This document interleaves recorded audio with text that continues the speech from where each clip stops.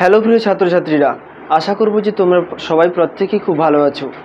আর এই মুহূর্তে আমার বলা প্রত্যেকটা কথা আমি আশা করব যে তোমরা সবাই প্রত্যেকেই সুন্দর এবং স্পষ্টভাবে শুনতে পাচ্ছ। তো দেখো, আমরা ধীরে ধীরে আমাদের যে এডুকেশনের সিলেবাস রয়েছে সেটা আমরা কভার করার চেষ্টা করছি। তো যদিও আমরা খুব একটা বেশি দূর এগোইনি, তবু আমরা ধীরে ধীরে যাওয়ার চেষ্টা করব। তোমরা প্রত্যেকটা ভিডিও অবশ্যই দেখতে থাকো, প্রত্যেকটা ভিডিও ভালো করে দেখো, প্রত্যেকটা ভিডিওর কথাগুলোকে ভালো করে শোনো। তাহলে কী হবে, তোমরা ওই বিষয়টা সম্পর্কে ভালোভাবে জানতে পারবে। আর বিষয়টা সম্পর্কে যদি ভালোভাবে জানতে পারো, সেই অভিজ্ঞতাই তোমাকে এমসিকিউগুলোকে সঠিক করার জন্য সাহায্য করবে। তো আশা রাখবো যে তোমরা প্রত্যেকটা ভিডিও একেবারে প্রথম থেকে শুরু করে একেবারে শেষ পর্যন্ত দেখবে, কারণ প্রত্যেকটা ক্ষেত্রে অনেক ইনফরমেশান দেওয়ার চেষ্টা করি আমি, বিভিন্ন জায়গা থেকে জোগাড় করে ইনফরমেশানগুলোকে দেওয়ার চেষ্টা করি যাতে তোমাদের সেগুলো পরীক্ষার জন্য কাজে লাগে। তো সেই নিরিখে আজকে তোমরা পুরো ভিডিওটা, আজকের শুধু নেই প্রত্যেকটা ভিডিও তোমরা পুরো করে দেখতে থাকো। এবং একটা সবথেকে ইম্পর্টেন্ট বিষয় যে প্রত্যেকটা ভিডিও দেখার পরে তোমরা দেখতে পাবে যে আমি কতগুলো প্রশ্ন দিই। আজকেও একই রকমভাবে একদম পড়ার শেষে আমি প্রশ্ন দেব।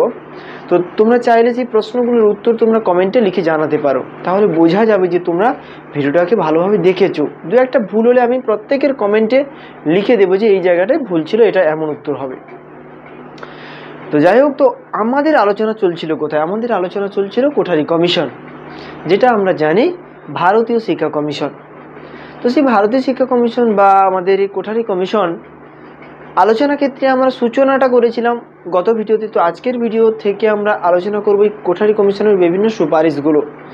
আমরা প্রথমেই জেনেছি যে কোঠারি কমিশন শুধুমাত্র কোনো একটা ক্ষেত্রকে নির্বাচন করেননি, প্রত্যেকটা ক্ষেত্রকে নিয়ে আলোচনা করেছে, একেবারে প্রাক প্রাথমিক থেকে শুরু করে একেবারে উচ্চশিক্ষার স্তর পর্যন্ত প্রত্যেকটা ক্ষেত্রতেই প্রভাব বিস্তার করেছে, তার সুপারিশকে তুলে ধরেছে, প্রত্যেকটা ক্ষেত্রকে কিভাবে ব্যবস্থা করলে তার উন্নতি ঘটানো যাবে তার উপর আলোকপাত করেছে।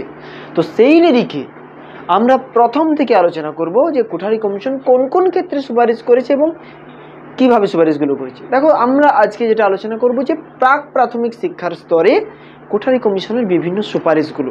প্রাক প্রাথমিক মানে কোনটা, কি ব্যাপার, সেটা আমরা আজকের ভিডিওতে পুরো ডিটেলসে আলোচনা করব।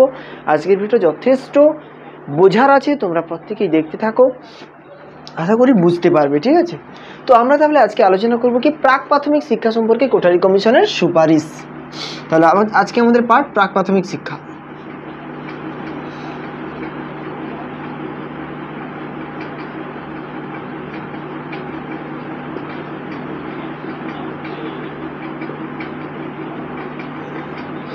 প্রাক প্রাথমিক শিক্ষা বলতে কি প্রি প্রাইমারি এডুকেশন। প্রাক প্রাথমিক শিক্ষা কি একেবারে সাধারণ ভাবে যদি আমরা জানতে চাই, তো আমরা এই কথাটাকেই বিশ্লেষণ করব। দেখো, প্রাক প্রাথমিক, প্রাক শব্দের অর্থ কি পূর্বে, মানে আগে। প্রাথমিক মানে প্রাথমিক শিক্ষা, তাহলে প্রাথমিক শিক্ষা গ্রহণের আগে আমরা যে শিক্ষাটা গ্রহণ করি, মানে 6 বছরের ঠিক আগে পর্যন্ত আমরা যে শিক্ষাগুলো নিই সেটাই হচ্ছে প্রাক প্রাথমিক শিক্ষা। তো আমরা এটা সংজ্ঞা দিতে পারি। সংজ্ঞাটা কি বলতো?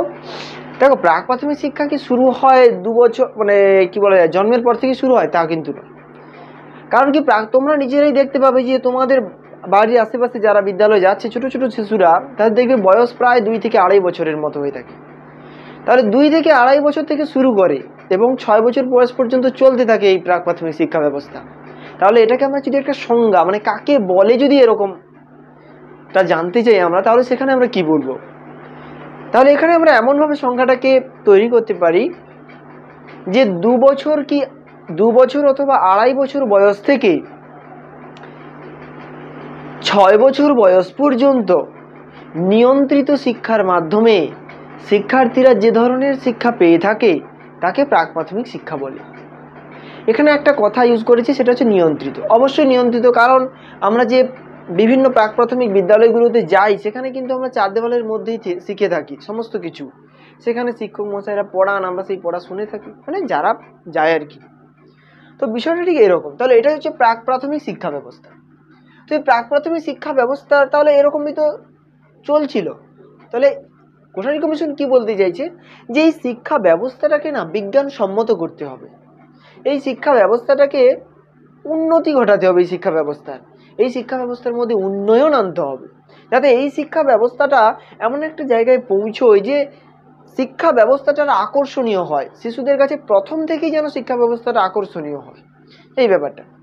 তাহলে প্রথমে আমরা তাহলে এর কি জানতে হবে? প্রথমে আমাদের যেটা জানতে হবে যে তাহলে এই শিক্ষা ব্যবস্থাটা, যে প্রাক প্রাথমিক শিক্ষা ব্যবস্থা, আমাদের কি করতে চাইছে, আমাদেরকে নিয়ে এই প্রাক প্রাথমিক শিক্ষা কি করতে চাইছে সেটা আমাদের আগে জানতে হবে। অর্থাৎ কি, প্রাক প্রাথমিক শিক্ষার উদ্দেশ্যটা কি, প্রাক প্রাথমিক শিক্ষার লক্ষ্যটা কি, সেটাই আমাদের প্রথম জানার বিষয়। তাহলে প্রথম আমরা জানবো কি উদ্দেশ্য।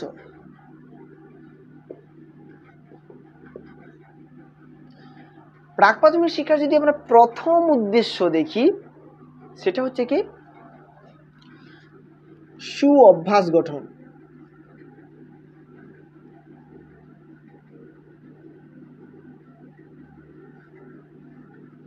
সু অভ্যাস গঠনটা কি?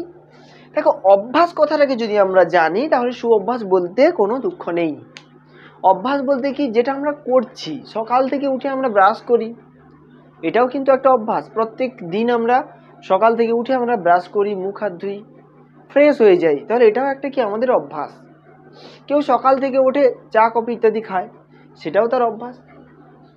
কেউ প্রত্যহ বিদ্যালয়ে যেতে চায়, এটাও তার একটা অভ্যাস। কেউ আবার মিথ্যা কথা বলতে চায়, কোনো কিছু পারছে না, সেখানে মিথ্যা কথা বলে তার কাছ থেকে কিছু বের করে নিতে চাইছে। সাপোজ পরীক্ষায় কোনো একটা বন্ধু ভালো লিখছে, সেখানে তাকে গিয়ে বলে যে আমি তোকে এমন একটা জিনিস দেবো, আমাকে কিছু বল, তোকে খাওয়াবো, এমন কিছু বল।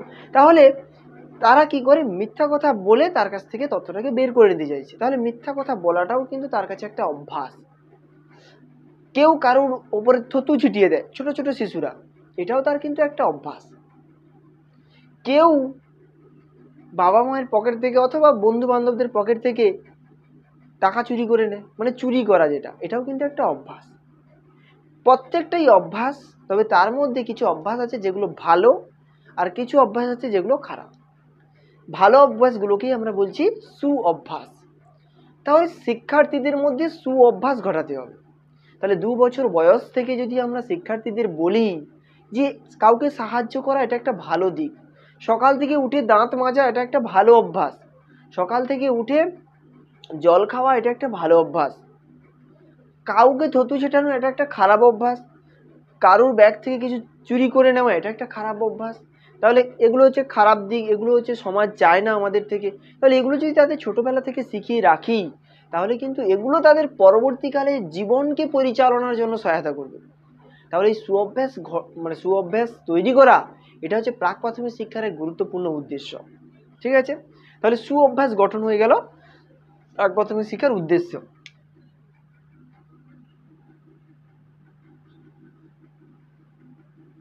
সুঅভ্যাস গঠন করা। এবার কি,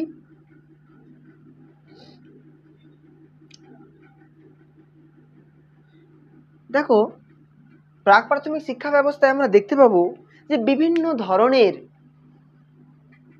ব্যবস্থা করা হয়ে থাকে। সেখানে খেলাধুলার যে পড়াশোনা তো থাকছে, তার পাশাপাশি খেলাধুলা, ছবি আঁকা, ছড়া, আবৃত্তি, গান বাজনা, নাটক ইত্যাদি সমস্ত বিষয়গুলো থাকছে। তাহলে সেগুলোর মাধ্যমে, সেগুলোতে যখন শিক্ষার্থীরা অংশগ্রহণ করছে, তাদের মধ্যে কিন্তু শৃঙ্খলা বোধ যে একটা ব্যাপার, সেটা কিন্তু তাদের মধ্যে গড়ে ওঠে। তাহলে আমরা বলতে পারি যে শৃঙ্খলা বোধ গঠন।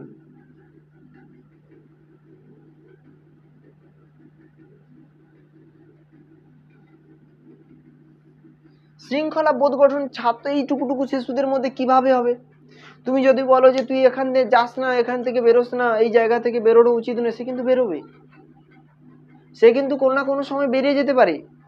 কিন্তু তাদেরকে যদি একত্রে সবাইকে যদি একটা খেলার আয়োজন করা হয়, খেলাটা হচ্ছে কি জানো তো, একটা স্বতঃস্ফূর্ত ব্যাপার, যেটা জন্য শিক্ষার্থীদেরকে বা শিশুদেরকে বলতে হয় না, তারা নিজেরাই চায়।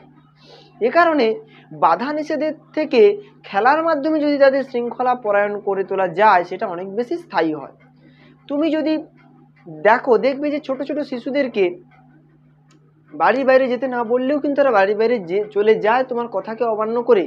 কিন্তু তারা যখন খেলছে, সেই প্রত্যেকটা খেলাতে কিন্তু একটা নিয়ম থাকে, নিয়ম থাকে যে কোনো খেলায়। তারা সে ছোট ছেলে মেয়েদের সঙ্গে খেলুক বা যেখানেই খেলুক, তারা প্রত্যেকটা খেলায় কিন্তু কিছু না কিছু নিয়ম মানে। তো সেই নিয়মগুলো যে তারা মানতেছে, এই নিয়মগুলো প্রত্যেকবার মেনে চলার সঙ্গে সঙ্গে তাদের মধ্যে কিন্তু শৃঙ্খলা বোধ তৈরি হচ্ছে। তারা ওই নিয়মগুলোকে বেশি করে ফলো করতে চাইছে। তারা যখন ভুলটা করে ফেলছে তখন তারা ভাবছে যে এটা তো এখানে করা যাবে না, তাহলে এটা করব না। তাহলে এই যে নিয়ম শৃঙ্খলা, কেউ যদি ফুটবল খেলে তার জন্য কিছু নিয়ম আছে, কেউ যদি ক্রিকেট খেলে তার জন্য কিছু নিয়ম আছে, কেউ আউট হয়ে গেলে তাকে কিন্তু ব্যাট ছেড়ে চলে যেতে হয়, তাহলে এটাও একটা নিয়মের মধ্যে পড়ে। তাহলে এই নিয়মগুলো ধীরে ধীরে যখন সবসময় মানছে একজন শিক্ষার্থী, ধীরে ধীরে কিন্তু তার ওই নিয়মের প্রতি একটা যে ইতিবাচক দৃষ্টিভঙ্গি সেটা কিন্তু গড়ে উঠছে। তখন সেও বুঝতে পারছে যে আমাদেরকে নিয়ম মেনে চলা উচিত। ফুটবল খেলাতেও একই রকম, কিভাবে গোল করতে হয়, কিভাবে যা যা নিয়মাবলী রয়েছে, তার প্রত্যেকটা বিষয় কিন্তু শিক্ষার্থীরা যখন সেগুলোকে শিখতে পারছে তখন তাদের মধ্যে শৃঙ্খলা বোধ সৃষ্টি হচ্ছে। এজন্য প্রাক প্রাথমিক যে বিদ্যালয়গুলো, সেখানে খেলাধুলার আয়োজন করা হয়, গান বাজনার আয়োজন করা হয়, যা যাবতীয় জিনিস যেগুলো তাদের শৃঙ্খলা পরায়ণ ঘটাবে, হাতের কাজ করার জন্য তাদেরকে আগ্রহী করে তোলা হয়। কেন? যাতে তাদের মধ্যে শৃঙ্খলা বোধটা গড়ে ওঠে। তাহলে শৃঙ্খলা বোধ গঠন, এর পাশাপাশি নৈতিক বিকাশ।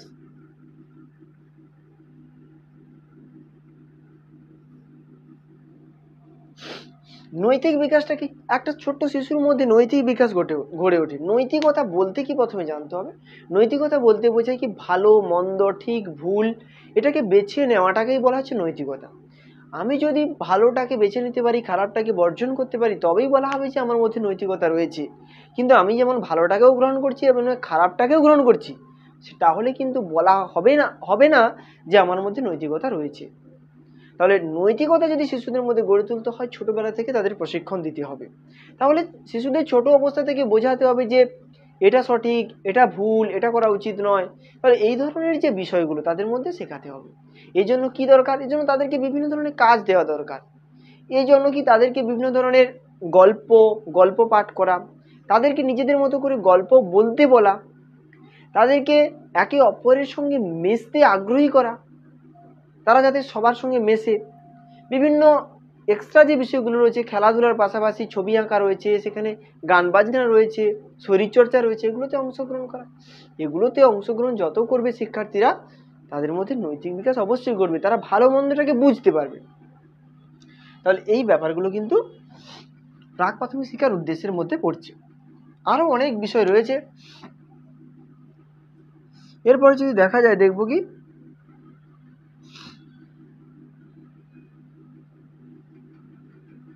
সুস্বাস্থ্যের অধিকারী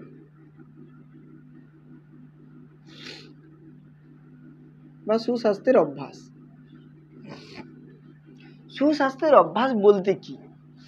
সুস্বাস্থ্য তখনই সম্ভব হবে যখন বিদ্যালয়ে খেলাধুলার পাশাপাশি বিভিন্ন ধরনের যোগ ব্যায়াম, শরীরচর্চামূলক কাজ, অঙ্গ সঞ্চালনমূলক কাজ, মানে জিমন্যাস্টিক জাতীয় যে কাজগুলো, জিমন্যাস্টিক জাতীয় যে খেলাগুলো, প্রতিযোগিতাগুলো, এগুলো যদি আয়োজন করা যায়, তাহলে তাদের শারীরিক বিকাশটা সঠিকভাবে ঘটবে। তাহলে বিষয়টা ক্লিয়ার যে সুস্বাস্থ্যের অধিকারী করে তুলতে তাহলে প্রাক প্রাথমিক বিদ্যালয়গুলোতে কি করা হয়? বিভিন্ন ধরনের শরীরচর্চামূলক কাজ, অঙ্গ সঞ্চালনমূলক কাজ, বিভিন্ন খেলাধুলার পাশাপাশি বিভিন্ন যোগ ব্যায়ামের কাজ, মানে ব্যায়ামমূলক যে বিষয়গুলো সেগুলোকে অন্তর্ভুক্ত ঘটানো হয়। তাহলে এটা কি করে? শিক্ষার্থীদের স্বাস্থ্যটাকে সঠিক রাখে, স্বাস্থ্যটাকে ঠিক রাখতে সহায়তা করে।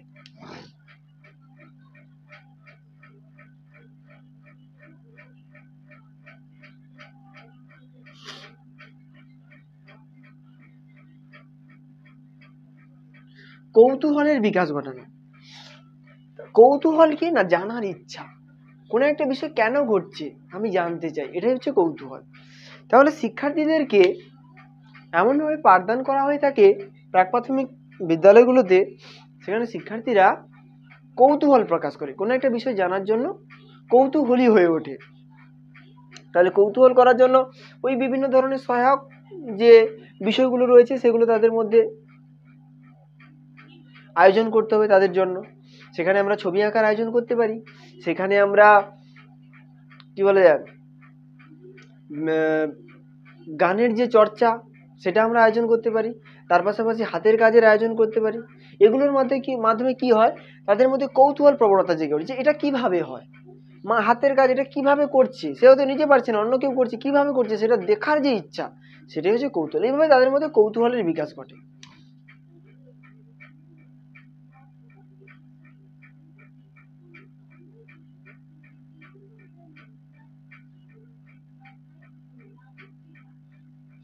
বৌদ্ধিক বিকাশ, প্রাক প্রাথমিক শিক্ষা ব্যবস্থায় কি হয়, প্রত্যেকটা ছাত্রছাত্রীর প্রতি যারা পড়ান তারা কিন্তু সঠিকভাবে যত্ন নিয়ে পড়ান। তো সে জায়গায় তাদের জ্ঞানের বিকাশ হয়। তারা বিভিন্ন যে তাদের বইগুলো রয়েছে বা বিভিন্ন যেই কাজ থাকুক, যেই ব্যায়াম থাকুক, যেই খেলা থাকুক, সেখান থেকে যে শিক্ষার্থীরা যে অভিজ্ঞতাগুলো অর্জন করছে সেটা হচ্ছে বাস্তবসম্মত অভিজ্ঞতা। তাহলে এই অভিজ্ঞতাগুলো কি হয়, শিক্ষার্থীদের বৌদ্ধিক বিকাশ ঘটাতে সাহায্য করে। শিক্ষার্থীরা যদি যোগ ব্যায়াম করে, শিক্ষার্থীরা খেলাধুলা করে, তাহলে তাদের কি হয়, শরীরের যে বিভিন্ন নার্ভ থেকে শুরু করে বিভিন্ন অঙ্গ প্রত্যঙ্গ সেগুলো সঠিকভাবে কাজ করতে পারে, যেগুলো তাদের জ্ঞানের বিকাশে সহায়তা করতে পারে। তাহলে এগুলো হচ্ছে কি এই প্রাক প্রাথমিক শিক্ষা ব্যবস্থার উদ্দেশ্য। এর পাশাপাশি আরো অনেক উদ্দেশ্য রয়েছে, যেমন দেখো সামাজিক গুণাবলীর বিকাশ।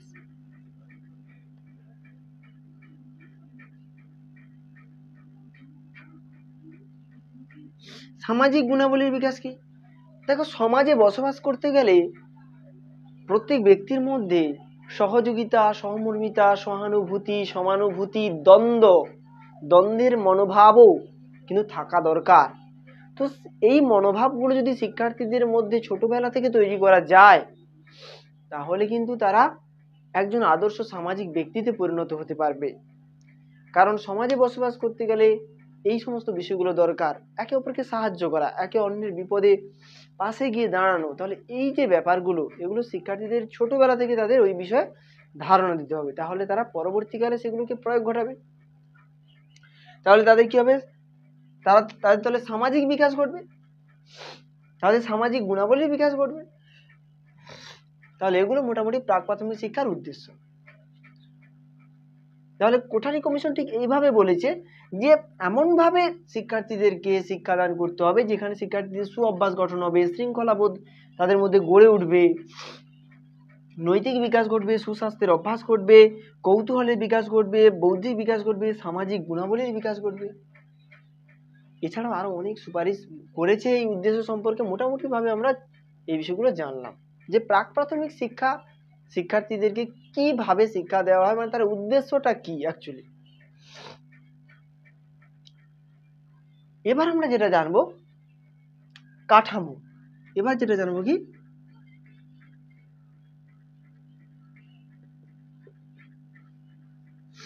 কাঠামো। কোঠারি কমিশন সর্বজনীনভাবে কোনো কাঠামোর কথা উল্লেখ করেনি প্রাক প্রাথমিক শিক্ষা। তবে কোঠারি কমিশন যে সুপারিশটা করেছে সেদিক থেকে এই প্রাক প্রাথমিক শিক্ষা স্তরকে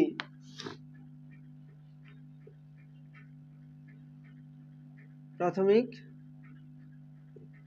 শিক্ষা, দেখো এটাকে আমরা একটা ছকের আকারে মনে রাখবো যাতে আমাদের সব সময়ের জন্য মনে থাকে, ঠিক আছে।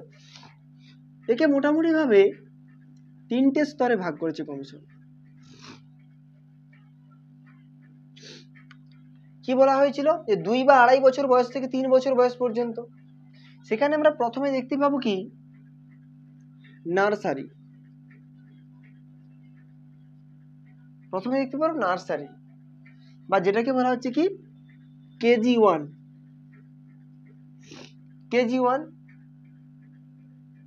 তারপরে রয়েছে কি KG2,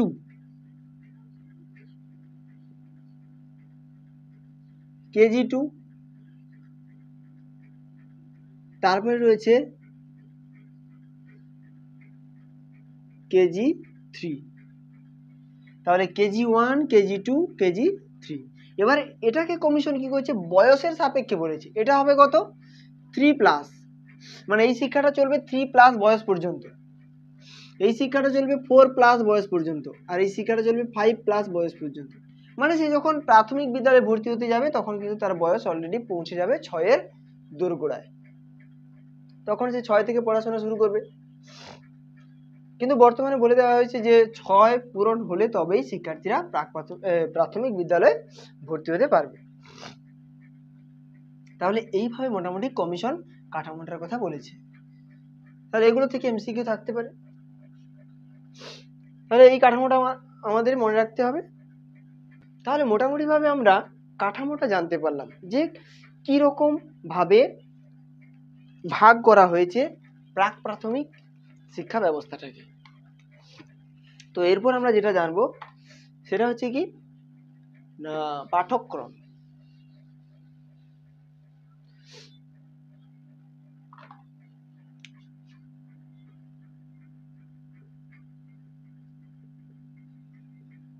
পাঠ্যক্রমের ক্ষেত্রেও কিন্তু কমিশন একেবারে নির্দিষ্ট করে বলেনি যে এই বিষয়গুলোই রাখতে হবে আর এগুলো রাখা যাবে না, এরকম ভাবে কিছু বলেনি। কমিশন বলেছে যে উপযুক্ত প্রাক প্রাথমিক শিক্ষার যে উদ্দেশ্যগুলো বলা হলো এগুলোকে সফল করার জন্য যে বিষয়গুলো রাখা দরকার সেগুলো পাঠ্যক্রমে থাকবেই। তবে কমিশন এখানে যেটাকে গুরুত্ব দিয়েছে সেটা হচ্ছে কি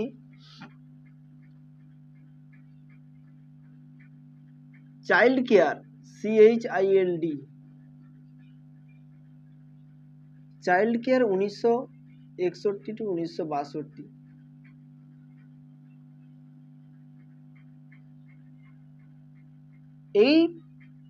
এর মতামতকে যেটা হচ্ছে চাইল্ড কেয়ার 1961-62 এর মতামতকে গুরুত্ব দেওয়া হয়েছে, মানে কমিশন গুরুত্ব দিয়েছে। চাইল্ড কেয়ার মানে কি শিশুদের যত্ন নেওয়ার জন্য একটা কমিটি তৈরি করা হয় যেটা হচ্ছে 1961-62। তার যে মতামতগুলো সেখানে গুরুত্ব দিয়ে কমিশন কিছু সুপারিশ করেছে। প্রথম যেটা সুপারিশ সেটা হচ্ছে শারীরিক বিকাশের জন্য নির্বাচিত বিষয়বস্তু। তাহলে শারীরিক বিকাশ,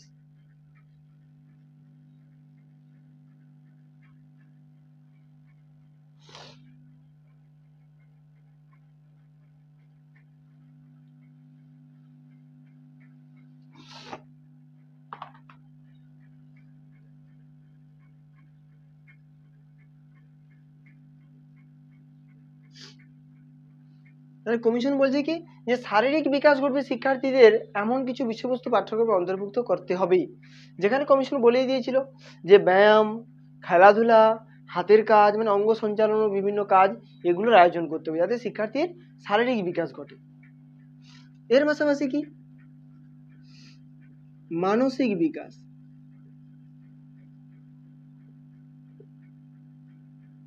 মানে তাদের মনের যাতে বিকাশ ঘটে তার জন্য কমিশন কি বলেছে, কমিশন বলেছে যে ছবি আঁকার কাছ থেকে শুরু করে সঙ্গীতের কাছ থেকে শুরু করে আবৃত্তি, যেটাকে আবৃত্তি বলা, হ্যাঁ, এর পাশাপাশি আরও যে সমস্ত বিষয় অ্যাক্টিভিটিগুলো রয়েছে বিদ্যালয়ে সেগুলোর আয়োজন করতে হবে।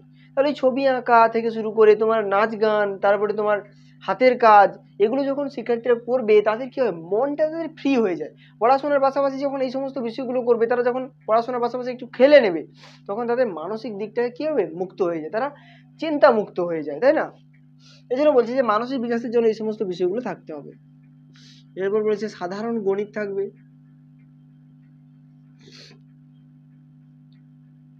সাধারণ গণিত বলতে কি সাধারণ গণিতে শিক্ষার্থীরা জাস্ট গণনা করতে শিখবে। শিক্ষার্থীরা সাধারণ যোগ, সাধারণ বিয়োগ, সাধারণ গুণ, এই সমস্ত ভাগ, এই সমস্ত বিষয়গুলো সম্পর্কে জানবে, তারা নামটা শিখবে এখানে। তাহলে এই সমস্ত বিষয়গুলো সাধারণ গণিতটা হচ্ছে এ পাঠের মধ্যে অন্তর্ভুক্ত করার কথা বলা হয়েছে। এর পাশাপাশি থাকবে কি প্রকৃতি পর্যবেক্ষণ,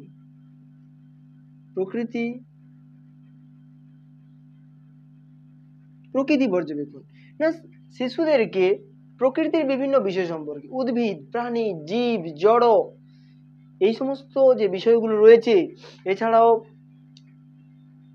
মানে বিভিন্ন পশু পাখি থেকে শুরু করে বিভিন্ন জলজ প্রাণী, পাহাড় পর্বত, নদী, এগুলোকে ধারণা দেওয়ার জন্য শিক্ষার্থীদের ওই চার দেওয়ালের বাইরে থেকে বের করে এনে প্রকৃতির সঙ্গে তাদের মেলবন্ধন ঘটাতে হবে, প্রকৃতির পাশে তাদেরকে নিয়ে যেতে হবে, তারা যাতে প্রকৃতির বিভিন্ন বিষয়গুলোকে পর্যবেক্ষণ করে। তারা বইতে পাখি সম্পর্কে জেনেছে, তারা যেন প্রত্যক্ষভাবে পাখিটাকে দেখে।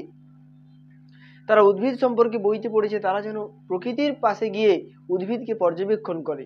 তাহলে প্রকৃতিকে পর্যবেক্ষণ করলে কি হয়, বাস্তব অভিজ্ঞতা পাওয়া যায়, যেটা তাদের বৌদ্ধিক বিকাশে ঘটানোর ক্ষেত্রে যথেষ্ট উপযোগী। তাহলে সাধারণ গণিত, প্রকৃতি পর্যবেক্ষণের ব্যবস্থা করতে হবে। এর পাশাপাশি কি আত্মবিশ্বাস,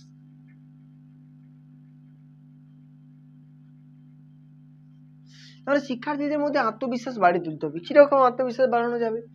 শিক্ষার্থীকে হয়তো দেওয়া হলো যে বাড়ি থেকে তুমি তৈরি করে নিয়ে আসবে, হয়তো তাকে কিছু ফল বলতে দেওয়া হলো, যেমন আম, কলা, জাম ইত্যাদি মাটির জিনিস তৈরি করে নিয়ে আসতে বলা হলো।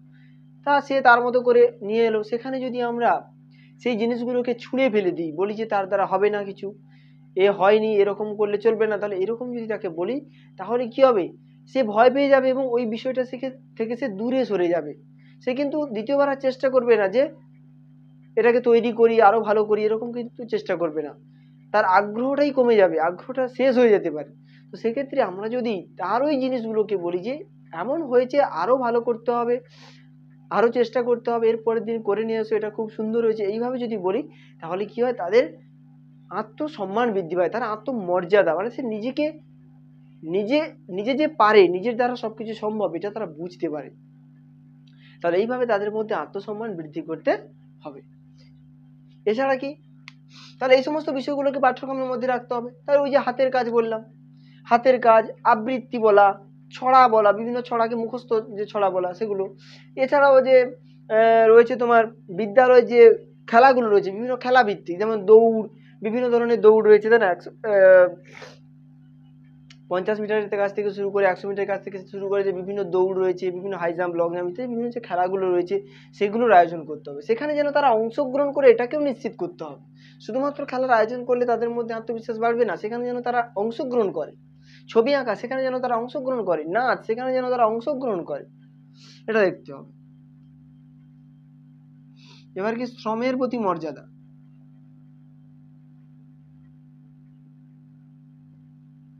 শ্রমের প্রতি মর্যাদা বলতে কি না, শিক্ষার্থীদের এটা শেখাতে হবে যে নিজের কাজগুলোকে নিজেই করা উচিত।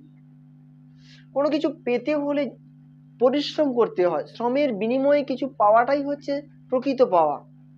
যেমন আখকে কিন্তু দেখলে তোমার জিভে মিষ্টি স্বাদ আসবে না, বা সেটাকে তুমি চোষণ করলেও মিষ্টি স্বাদ পাবে না, সেটাকে তুমি চিবিয়ে খেলে তবেই মিষ্টি স্বাদ পাবে। তাহলে তোমাকে পরিশ্রম করলে তার ফল কিন্তু যথেষ্ট মিষ্টই হয়। তাহলে এই যে ব্যাপারগুলো, এই যে বিষয়গুলো তাদের মধ্যে জাগাতে হবে। শ্রমের প্রতি মর্যাদাবোধ তাদের মধ্যে সৃষ্টি করতে হবে, অর্থাৎ তারা যে নিজের কাজগুলো নিজে করবে, এই মানসিকতা তাদের মধ্যে গড়ে তুলতে হবে। এই কথা বলেছে কমিশন। এর পাশাপাশি কি সৌন্দর্য বোধের বিকাশ।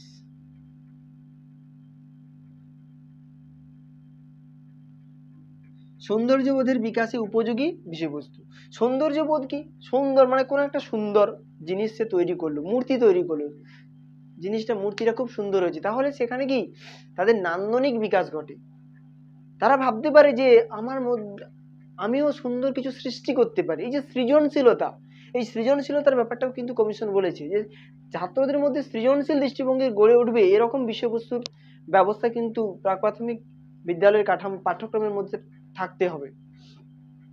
তাহলে কোথায় কোথায় শিক্ষার্থীরা তার সৌন্দর্যবোধকে প্রকাশ ঘটাতে পারে?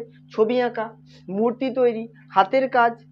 তাহলে এই সমস্ত বিষয়গুলোর মাধ্যমে কি হয়, শিক্ষার্থীরা বোঝাতে পারে যে সেও সুন্দর কিছু সৃষ্টি করতে পারে। এই সৃষ্টি করার মানসিকতা, সুন্দরভাবে সেটাকে ফুটিয়ে তোলার মানসিকতা, এটাই হচ্ছে সৌন্দর্যবোধ। বিদ্যালয়ে ফুলের বাগান তৈরি করা, এগুলোও কিন্তু সৌন্দর্যবোধের বিকাশ ঘটাতে সাহায্য করে। তাহলে এগুলো মোটামুটি কি পাঠ্যক্রমের মধ্যে থাকতে হবে। এর পাশাপাশি ক্রিয়েটিভ করে তোলার জন্য, মানে ছাত্রদের সৃজনশীল করে তোলার জন্য, তাদের মধ্যে যদি নতুন কিছু থাকে সেটা যাতে সেই প্রতিভা যাতে বেরিয়ে আসে, তার ব্যবস্থা করার জন্য কিন্তু বিষয়বস্তুগুলোকে পাঠ্যক্রমে অন্তর্ভুক্ত করতে হবে, এমনটা বলেছে কমিশন। তাহলে দেখলাম কি পাঠ্যক্রম, তাহলে আমরা উদ্দেশ্য জানলাম, কাঠামো জানলাম, এখন জানলাম আমরা পাঠ্যক্রম। এরপর যেটা জানবো সেটা হচ্ছে কি প্রয়োজনীয়তা। দেখো, প্রয়োজনীয়তা এমন কিছু নয়, তার উদ্দেশ্যগুলোই হবে তার প্রয়োজনীয়তা। আসলে এই উদ্দেশ্য যদি পূরণ হয়, মনে করো সুঅভ্যাস গঠন উদ্দেশ্য, এটা যদি পূরণ হয় তাহলে কি হবে, শিক্ষার্থীদের মধ্যে সুঅভ্যাস গড়ে উঠবে। তাহলে প্রাক প্রাথমিক শিক্ষা যদি সঠিকভাবে গ্রহণ করা যায়, শিক্ষার্থীদের মধ্যে সুঅভ্যাস গড়ে উঠবে। প্রাক প্রাথমিক শিক্ষায় শিক্ষার্থীরা সঠিকভাবে অংশগ্রহণ করে তারা শৃঙ্খলা পরায়ণ হবে, তাদের মধ্যে নৈতিক বিকাশ ঘটবে, তাদের মধ্যে তারা সুস্বাস্থ্যের অধিকারী হবে, তাদের মধ্যে কৌতূহল প্রবণতা বৃদ্ধি পাবে, যে কোনো বিষয়কে জানার জন্য তারা আগ্রহী হবে, তাদের মধ্যে বিভিন্ন সামাজিক গুণাবলীর বিকাশ ঘটবে। এগুলোই প্রয়োজনীয়তা, এগুলোই হচ্ছে প্রয়োজনীয়তা। তারা হচ্ছে সুচরিত্রের অধিকারী হবে, এগুলোই হচ্ছে প্রাক প্রাথমিক শিক্ষার প্রয়োজনীয়তা। দেখো, চরিত্র গঠনের শিক্ষা হচ্ছে মূল জায়গা এখানে, তবে কিছুটা যেমন নৈতিক বিকাশ ঘটছে, তারা ভালো মন্দকে বুঝতে পারছে।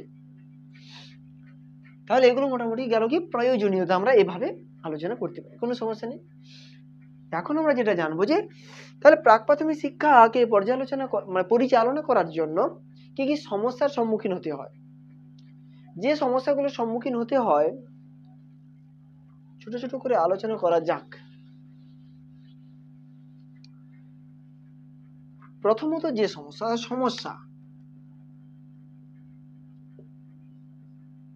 প্রথম যে সমস্যা আসে সেটা হচ্ছে কি,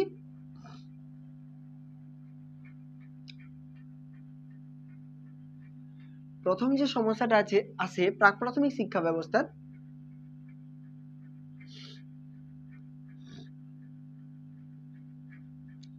যোগ্য প্রশিক্ষণ প্রাপ্ত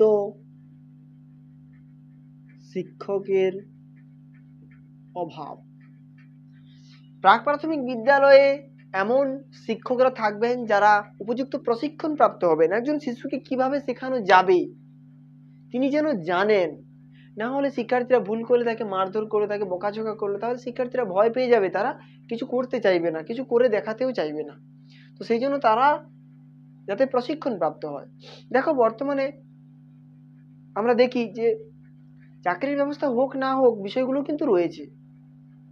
যেমন দেখো, কেউ যদি 9, 10, 11, 12 চাকরি করতে চায়, সেখানে তাদের বিএড ট্রেনিং নিতে হয়। কেউ যদি প্রাথমিক শিক্ষাক্ষেত্রে মানে প্রাথমিক থেকে শুরু করে 8 পর্যন্ত যে ক্লাস, সেখানে শিক্ষকতা করতে চায়, তাকে ডিএলএড ট্রেনিং দিতে হয়, যেটাকে আমরা বেসিক নামে জানি। তাহলে এই ট্রেনিংগুলো দেওয়া হয় কেন? যাতে তারা শিক্ষার্থীদের সঠিকভাবে বোঝাতে পারে, শিক্ষার্থীদের জায়গা থেকে শেখাতে পারে। তাহলে এই প্রশিক্ষণটা যেন অবশ্যই তাদের থাকে, তারা যেন জানে বিষয়গুলো সম্বন্ধে। এরপরে কি ব্যয়বহুল। আমরা দেখবো যে আমরা যে বিভিন্ন কেজি স্কুলে ছাত্রছাত্রীদের নিয়ে যাই, সেখানে আমরা দেখি যে সমস্ত বইয়ের কথা বলা হয়, যতগুলো বইয়ের কথা বলা হয়, সেখানে দেখতে পাই যে সেই বইগুলোর দাম কিন্তু যথেষ্ট বেশি। যারা অত্যন্ত দরিদ্র পরিবার তারা কিন্তু চালাতে পারবে না। শুধুমাত্র বই নয়, সেখানে যাওয়ার জন্য যে মাসিক বেতন দিতে হয় সেটাও কিন্তু যথেষ্ট। তার পাশাপাশি তাদের যে পরিবহন, তাদের নিয়ে যাওয়ার যে ব্যবস্থা, সেটাতেও যদি আমি যাই তাহলে দেখবো সেটাতেও কিন্তু যথেষ্ট টাকা খরচ রয়েছে। এই জন্য বলা হচ্ছে যে ব্যয়বহুল কিন্তু একটা অনেক বড় সমস্যা, আর্থিক সমস্যা যেটা। আর কি,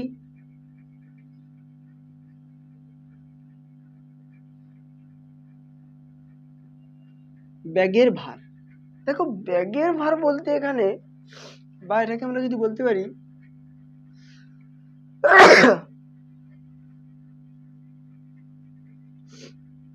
পুস্তকের আধিক্য।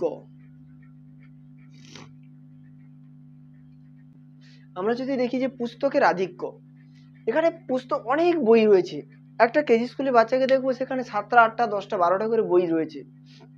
এতগুলো বই কিন্তু সমস্ত বাচ্চার জন্য যথেষ্ট নয়।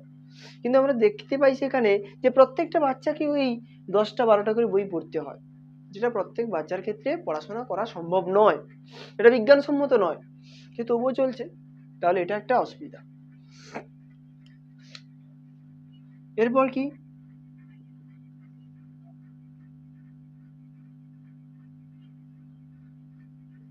পরিকাঠামো।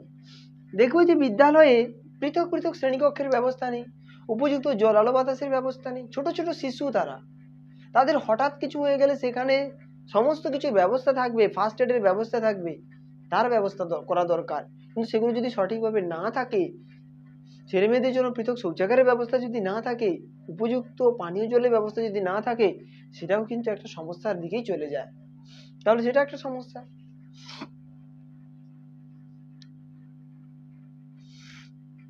আর কি?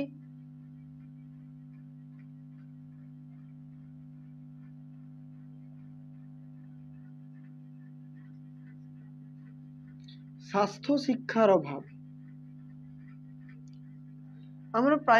আমরা যদি এই কেজি স্কুলগুলোতে প্রত্যেকটাতে লক্ষ্য করি, তাহলে সেখানে কিছু বিদ্যালয়ে আমরা এমন পাবো যেখানে স্বাস্থ্যের উপর বিশেষ জোর দেওয়া হয় না, যেখানে স্বাস্থ্য পরীক্ষা সেভাবে নিয়মিত করা হয় না, হয়তো খুব কম। তাহলে এই স্বাস্থ্য শিক্ষার যদি অভাব থাকে, তাহলে শিক্ষার্থীরা কি রুগ্ন হয়ে থাকবে, তাদের মধ্যে সঠিক বিকাশগুলো আমরা দেখতে পাবো না। তাহলে এটাও কিন্তু একটা সমস্যার মধ্যে পড়ছে। এরপর আমরা দেখবো কি উপকরণের অভাব।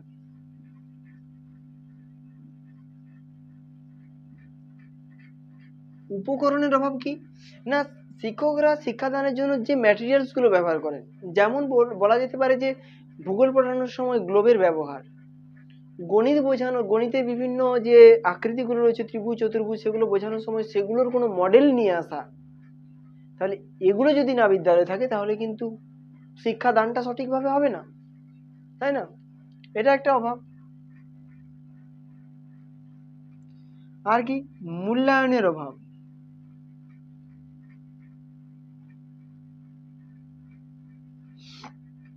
অনেক প্রাক প্রাথমিক বিদ্যালয় আছে, সেখানে এমনভাবে মূল্যায়নের ব্যবস্থা করা হয় যে সমস্ত শিক্ষার্থীর জন্য সেটা যথেষ্ট নয়। সেখানে এমন একটা নির্দিষ্ট সাপ্তাহিক যদি পরীক্ষা করে, সেখানে প্রত্যেকটা শিক্ষার্থী সেই বিষয়গুলো ভালোভাবে জেনেছে কিনা সেগুলো যাচাই না করে পরীক্ষার ব্যবস্থা করে দেওয়া হয়। আবার এমনভাবে মূল্যায়ন ব্যবস্থাকে পরিচালনা করা হয় যে সেটা বিজ্ঞানসম্মত নয়। শিক্ষার্থীদের প্রত্যেকে যাতে সেই বিষয়গুলো যদি জেনে যায়, তারপরে যদি পরীক্ষার ব্যবস্থা করা হয়, তাহলে সেখানে প্রত্যেক শিক্ষার্থী নির্দিষ্ট উত্তর দিতে পারবে, সেখানে 0-2 এরকম মার্কসগুলো আসবে না। কিন্তু আমরা যদি তা না করি, গুটি কয়েক শিক্ষার্থীর উপর ভরসা করে তাদের জন্য যদি পরীক্ষার ব্যবস্থা করা হয়, তাহলে সেক্ষেত্রে দেখা যাবে তারা বাদে অন্যরা পিছিয়ে থাকছে এবং তারা ওইভাবেই থেকে যাবে, যেটা তাদের পরবর্তী যে শিক্ষা গ্রহণের ক্ষেত্রে সমস্যা সৃষ্টি করবে।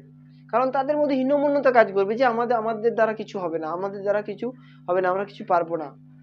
তারা তখন কিন্তু শিক্ষা ব্যবস্থা থেকে ধীরে ধীরে পিছিয়ে যাবে। তাহলে মূল্যায়ন ব্যবস্থাকে উপযুক্ত করতে হবে, কারণ মার্কস হচ্ছে একটা বড় ব্যাপার। যে কেউ যদি 10-এর 9 পায় তাহলে সে ভালো, কেউ যদি 2 পায় সে কিন্তু খারাপ। দেখো, যে 2 পেলো তাকে যদি সঠিক প্রশিক্ষণ দেওয়া হয়তো হয়তো সে সাদার পেতে পারত, সে সেই প্রশিক্ষণ পায়নি, তাকে সেই পদ্ধতিতে পড়ানো হয়নি, তাই তার ফলে কি হবে, হীনমন্যতা বোধ তৈরি হবে। সে ভাবে যে আমার দ্বারা বোধহয় কিছু হবে না, সে তখন ওই বিষয়গুলো থেকে দূরে সরে যাবে। তাহলে এগুলো হচ্ছে কি সমস্যা। এবার সমাধান যদি বলি, তাহলে এগুলোই সমাধান করতে হবে। প্রশিক্ষণপ্রাপ্ত শিক্ষকের ব্যবস্থা করতে হবে, সমস্ত বিষয়টা যাতে উপযুক্ত, মানে কি বলা যায়, ব্যয়বহুল যে ব্যাপারটা, এটাকে যেন কমিয়ে আনা হয়, যাতে প্রত্যেকে সমর্থ হতে পারে এই প্রাক প্রাথমিক বিদ্যালয়গুলোতে পড়ানোর জন্য। ব্যাগের ভার অর্থাৎ পুস্তকের আধিক্য অবশ্যই কমাতে হবে। পরিকাঠামোর দিক থেকে বিদ্যালয়কে অবশ্যই ঠিকঠাকভাবে তৈরি করতে হবে।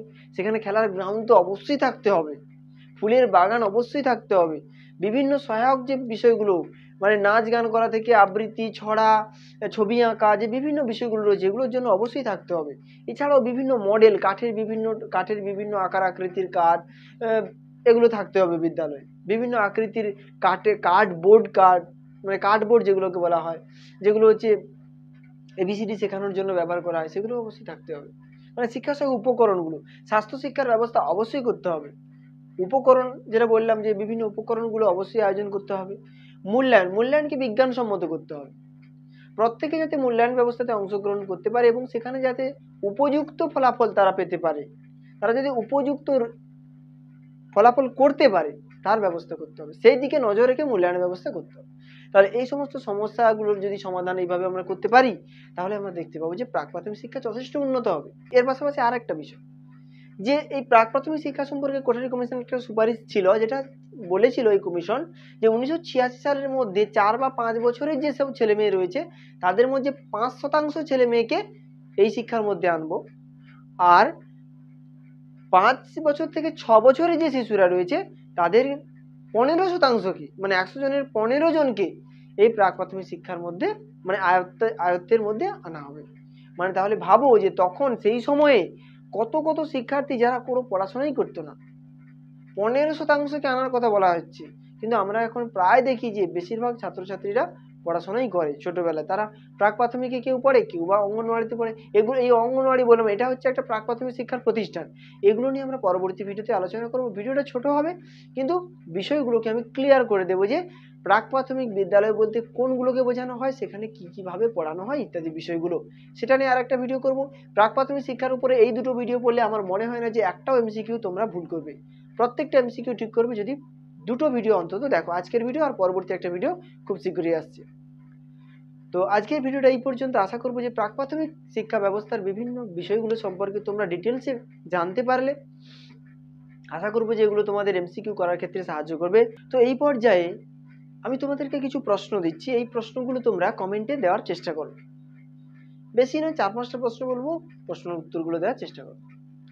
প্রথম যেটা বলবো সেটা হচ্ছে, প্রাক প্রাথমিক শিক্ষা ব্যবস্থা নিয়ন্ত্রিত না অনিয়ন্ত্রিত? প্রথম প্রশ্ন। দ্বিতীয় প্রশ্ন, প্রাক প্রাথমিক শিক্ষা ব্যবস্থা শুরু হয় কত বছর বয়স থেকে? তৃতীয় প্রশ্ন, প্রাক প্রাথমিক শিক্ষা ব্যবস্থা চলতে থাকে কত বছর বয়স পর্যন্ত? চতুর্থ প্রশ্ন, প্রাক প্রাথমিক শিক্ষার জন্য কমিশন কতগুলো স্তরের কথা বলেছে? এর পাশাপাশি আর একটা প্রশ্ন করব যেটা আমার পূর্বের ভিডিও থেকে তোমরা পেয়ে যাবে। আচ্ছা, এখান থেকেই বলি, কমিশন 1986 সালের মধ্যে 5 থেকে 6 বছরের ছেলে মেয়েদের মধ্যে কত শতাংশকে প্রাক প্রাথমিক শিক্ষার আয়ত্তে আনার কথা বলেছে? ব্যাস, এই কটা প্রশ্ন বললাম। তোমরা চাইলে প্রশ্নগুলোর উত্তর কমেন্টে দিতে পারো। ভুল হলে কোনো সমস্যা নেই, আমি কমেন্ট থেকে অবশ্যই জানাবো। তো পরবর্তী ভিডিও খুব শীঘ্রই আসছে। ততক্ষণ পর্যন্ত সুস্থ থেকো, ভালো থেকো।